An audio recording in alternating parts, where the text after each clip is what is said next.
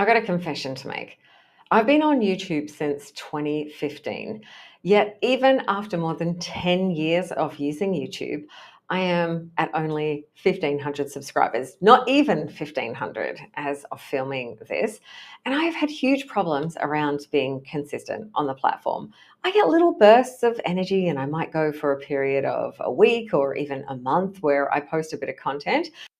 And then my video anxiety, my perfectionism, my crippling perfectionism, my not knowing what to do when I feel like things are in a bit of a mess in terms of deciding what I want to do for my business, of where to direct people to, in terms of having the right call to action, of having the snazzy thumbnails and the great hooks and all the things that you're supposed to do on YouTube in order to grow.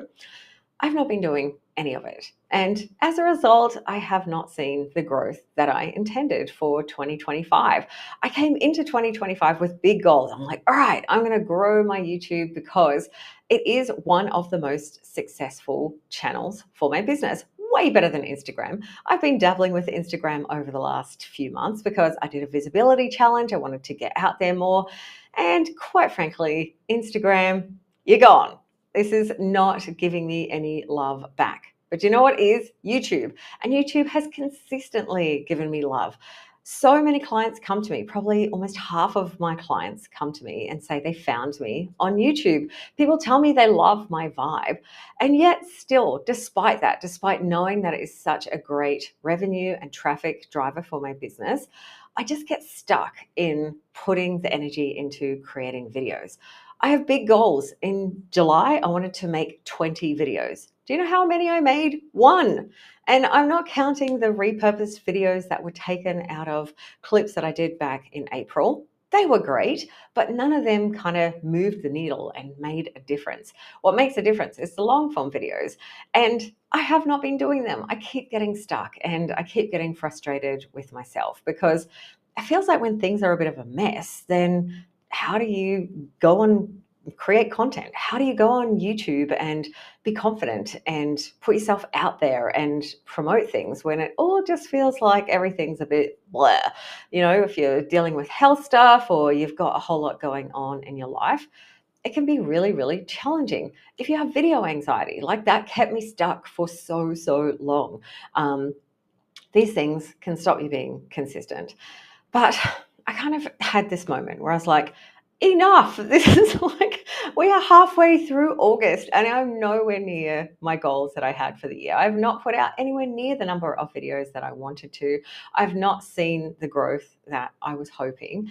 And I'm like, all right, if YouTube is my channel, if I want to give love back to YouTube, the one kind of social type channel that loved me back all this time, the one ride or die that is always there beside me, it's time to start embracing the mess. It's time to start making in the mess. And if you're in a similar situation, if you've got a YouTube channel that's kind of okay, or you started a YouTube channel and maybe you put one video or you haven't put any videos on there and you've got that perfectionism saying, oh, but you've got to have the perfect content and it's got to be right and it's got to have a hook and you've got to have a perfect description and everything about it has got to be perfect. You've got this huge checklist of things that you've got to get done. Well, you may be interested in what I'm going to do because over the next, 3.5 months between now and the end of the year, I have created a big, hairy, audacious goal. I love big goals and I love declaring goals publicly because it helps keep me accountable. So you might be like, all right, I'm going to do this too. I have a goal to get to 10,000 subscribers by the end of the year. Now, that seems kind of crazy given that it's taken me 10 years to get to 1,500 subscribers. But I'm like, all right, what if I just embrace the mess? What if I, do content that isn't designed to be perfect, that isn't following all the rules, and I experiment, I try things out, and I stop trying to get things right because every time I get stuck in that analysis paralysis and I overthink, it's when I don't do anything. And the only way to get through that is to do.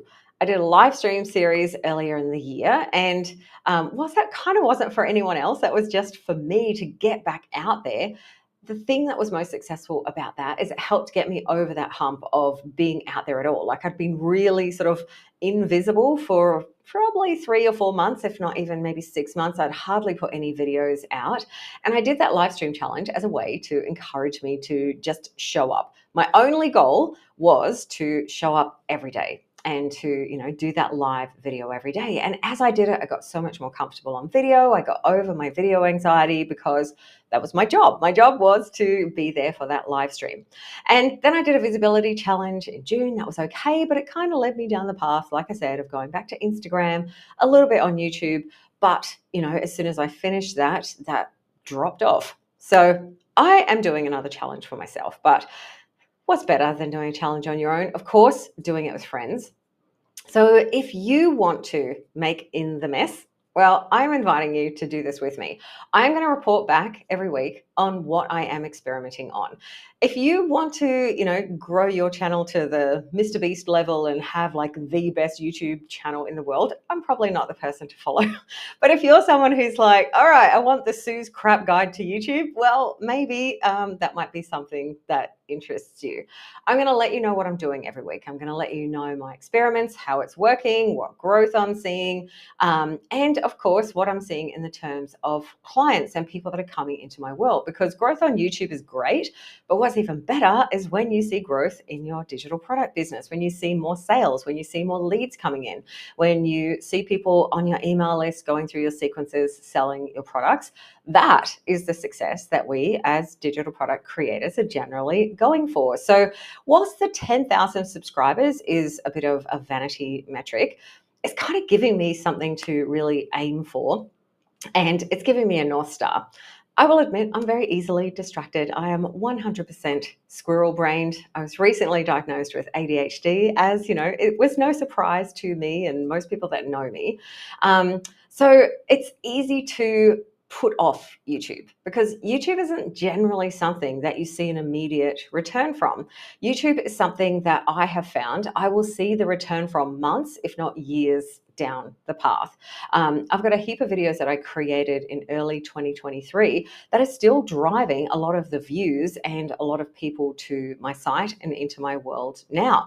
None of these videos popped off or were, huge hits by any stretch of the imagination, but they contributed and, collaboratively contributed to bringing in subscribers, bringing in email subscribers, even more importantly, and bringing in customers to my business.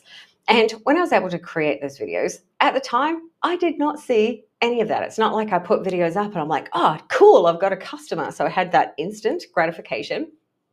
It is something that I noticed after I had a period of burnout. So I didn't do anything for 4 months, no new videos, new content, nothing. YouTube kept going. It did not grow in that time where I wasn't doing anything, but it didn't die either. It just stayed at, the set level. And then once I started posting again, it started going back up. But it wasn't until after, 6 months after that I'd posted the videos that I was like, oh, wow, this is actually working. And, I started having people that were coming saying, oh yeah, I found you on YouTube. I love your videos. I love your vibe. And that made me go, okay, maybe YouTube is something that I need to pay more attention to. And that has been consistent. I have seen, even when I have periods where I am inconsistent, that content that is created still keeps working for me. And that's why I love YouTube over other social platforms. Even though they might distract me and suck me in, I'm about to delete those apps off my phone because they're nothing but trouble, especially if you are a squirrel-brained person. So my goal is that I want to focus on YouTube. And if I have that goal of 10,000 subscribers, and for you, maybe it'll be getting 1,000 subscribers. Maybe it'll be getting 100,000. It doesn't matter what your goal is. It's setting that goal that gives you a target to work towards. And then hopefully, as part of that process, as you get comfortable with putting more content out there, experimenting and playing, because that is my motto for this. Progress over perfection. This is making it in the mess. Like, do not focus on trying to do perfect videos because otherwise you can get stuck and maybe you're not going to create any videos at all.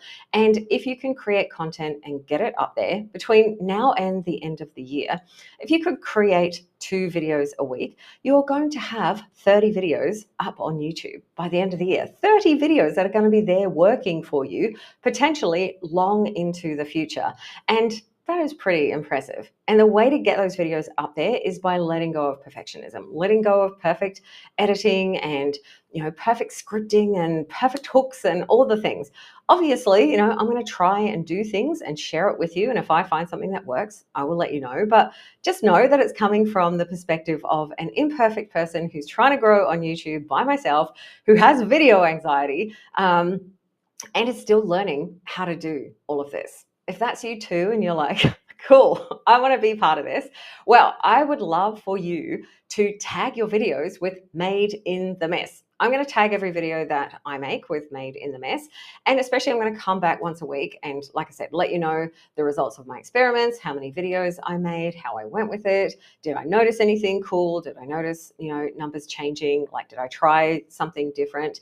And also just reporting on those intangible things that you don't see in the numbers, like how much of a struggle that it was, because that can sometimes be a challenge. And if I found a way for overcoming the struggle, then I'll share that with you too. And if you find a way of overcoming some struggles, please share that. Like, that's the benefit of doing this together. So tag your videos, hashtag Made in the Mess, and be part of this little journey. Hopefully you will want to join me. Put a little comment below if you're like, yeah, I'm in. I got a small channel. I want to grow it. Everything's a mess. I'm inconsistent and I want to start being a little bit more consistent and being less perfect and being okay with that, because imperfect is what helps you grow. It's what helps you get things out there. And most importantly, it's what helps get that momentum. Sometimes you just need the momentum to give you the spark to do more, to get more ideas, to take that one little idea that you had and it will blossom into something bigger. Maybe even it will become a new digital product that you could create, or you'll get a whole lot of feedback, or find something new that people really relate with that you want to explore, like maybe a little side path or pivot path.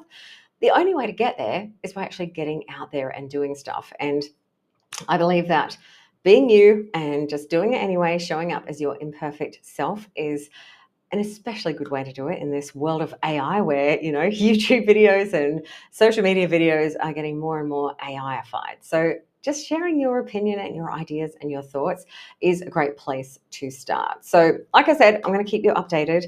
I'm going to keep doing this challenge. I'm going to try and get over the intimidation. I'm going to let you know what helps me work through my fears. I'll let you know if I find any cool strategies to help keep me on track, because that procrastination is, like I said, plans for 20 videos, only made one because I was always able to find a reason to put it off. However, I'm saying this out here publicly now.